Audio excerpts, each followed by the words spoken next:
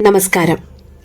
സാധനാധന്യമായ നവരാത്രി ഉപാസനയുടെ 3-ാം നാൾ വേദസ്വരൂപിണിയായ ഗായത്രി ദേവിയായും സൗന്ദര്യത്തിൻ്റെയും ഐശ്വര്യത്തിൻ്റെയും അധിദേവതയായ ലക്ഷ്മിയായും സർവവിദ്യകളുടെയും കലകളുടെയും സ്വരൂപമായ സരസ്വതിയായും ശക്തിരൂപിണിയും ധർമ്മസംസ്ഥാപകയും വിജയപ്രദായിനിയുമായ ദുർഗയായും മാതൃരൂപിണിയും പ്രകൃതിസ്വരൂപിണിയും കൈവല്യദായിനിയുമായ മഹാകാളിയായും ശിവശക്തി ഐക്യരൂപിണിയായ ലളിതാപരമേശ്വരിയായും പ്രപഞ്ചശക്തിയെ ഉപാസിക്കുന്ന ദേവ്യുപാസനയുടെ വൈവിധ്യങ്ങൾ ഭാരതത്തിലുണ്ട്.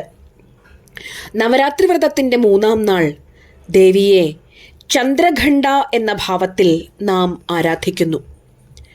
ചന്ദ്രബിംബത്താൽ ആലേഖിതമായ ചന്ദ്രമണി ധരിച്ചവളാണ് ചന്ദ്രഘണ്ഡ എന്ന ഭാവത്തിൽ ഉപാസിക്കുന്ന ദേവീസങ്കല്പം. വിവാഹസമയത്ത് രാജവധുക്കൾ ധരിക്കുന്ന ഒരാഭരണമാണ് ചന്ദ്രമണി. ഒരു നവവധുവിൻ്റെ വേഷവിധാനങ്ങളോടെ കയ്യിൽ അക്ഷമാലയും കമണ്ഡലവും ധരിച്ച് മറ്റനേകം ആയുധങ്ങളുമായി പുലിപ്പുറത്തിരിക്കുന്നതായാണ് ഈ ദേവീസങ്കല്പം. ഇത് വളരെ കൗതുകകരമായി നമുക്ക് തോന്നാം.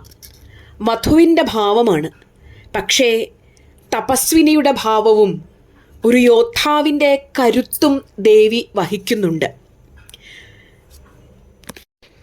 പിണ്ടജപ്രവരാരൂഢ ചണ്ഡകോപാസ്ത്രകൈര്യുത പ്രസാദം തനുതേ മഹ്യം ചന്ദ്രഘണ്ഡേതി വിശ്രുത. ദേവിയുടെ തീവ്രമായ തപസ്സിൽ സംപ്രീതനായ മഹേശ്വരൻ വിവാഹത്തിനായി ഭൂതഗണങ്ങളാൽ പരിസേവിതനായി എത്തിച്ചേരുന്നു. നവവധുവിൻ്റെ വേഷത്തിലാണെങ്കിലും ദേവി കയ്യിൽ അക്ഷമാലയും കമണ്ഡലവും ധരിച്ചിട്ടുണ്ട്. കൂടാതെ പത്മം, ധനുസ്, ബാണം, ഖഡ്ഗം, ഗദ, ശൂലം എന്നീ ആയുധങ്ങളുമുണ്ട്. തൻ്റെ വിവാഹത്തിനെത്തിയ ശിവഭൂതങ്ങളിൽ നിന്ന് ആയുധങ്ങൾ വാങ്ങി സ്വയം ധരിച്ച ദേവി ശത്രുക്കളെ പരാജയപ്പെടുത്തുന്ന ഇച്ഛാശക്തിയുടെ പ്രതീകമാണ്. പ്രപഞ്ചബോധസ്വരൂപമായ ശിവനോട് ശക്തിസ്വരൂപിണിയായ ദേവിയുടെ സംഗമം സൂചിപ്പിക്കുന്ന ഈ ഭാവം അറിവിൻ്റെയും ധൈര്യത്തിൻ്റെയും തപസ്സിൻ്റെയും സമന്വയമാണ്. ദേവിയുടെ മണിനാദം ദുഷ്ടന്മാർക്ക് ഭീതിയും ശിഷ്ടർക്ക് ശാന്തിയും പ്രദാനം ചെയ്യുന്നു. ഭക്തനെ അജ്ഞാനമാകുന്ന ആലസ്യത്തിൽ നിന്ന് ഉണർത്തുന്ന പ്രണവസ്വരൂപമായ നാദത്തിൻ്റെ പ്രതീകമാണ് ദേവി ധരിച്ചിരിക്കുന്ന മണി. മനസ്സിൻ്റെ പ്രതീകമായ ചന്ദ്രാലങ്കൃതമാണ് ദേവിയുടെ ആഭരണം. സ്വതേ ചഞ്ചല സ്വഭാവത്തോടു കൂടിയതാണ് മനസ്സ്.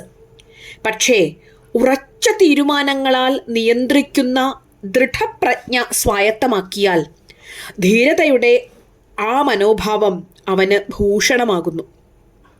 സാഹചര്യങ്ങളെ സമർത്ഥമായി കൈകാര്യം ചെയ്യാനുള്ള സ്ത്രൈണഭാവങ്ങളുടെ പ്രാപ്തിയും വിപതിധൈര്യവും അറിവും ഇച്ഛാശക്തിയും ധാരണാശക്തിയും ദേവിയുടെ ചന്ദ്രഘണ്ഡ എന്ന ഭാവത്തിൽ അധിഷ്ഠിതമാണ്. ഇച്ഛാശക്തിയുടെ സ്ത്രൈണാവിഷ്കാരമാണ് ചന്ദ്രഘണ്ഡ.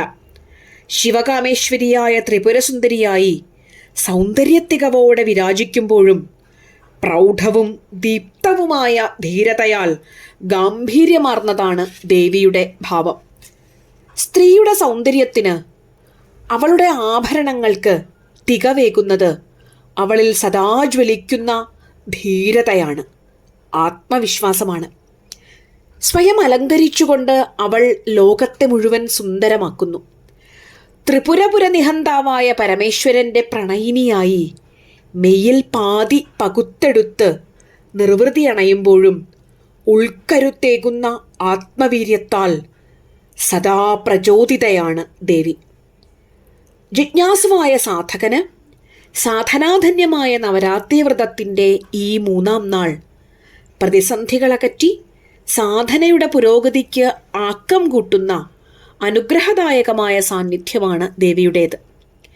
ഈശ്വരപ്രാപ്തി എന്ന മനുഷ്യജന്മത്തിൻ്റെ പരമലക്ഷ്യത്തിലേക്കുള്ള തീർത്ഥാടനത്തിൻ്റെ ഈ 3-ാം ഘട്ടത്തിൽ ഈ സാക്ഷാത്കാരത്തിനു തടസ്സമാകുന്ന, ആത്മലയത്തിനു തടസ്സമാകുന്ന ആസുരീഭാവങ്ങളായ അഹങ്കാരം, മമത, കാമക്രോധങ്ങൾ ഇവയെ അകറ്റി സാത്വികമായ ദൈവിക ഭാവങ്ങൾ ഉണർത്തുന്ന ധന്യമായ ദേവീ സാന്നിധ്യമാണ് നാം ഈ ഉപാസനയിലൂടെ തിരിച്ചറിയുന്നത്.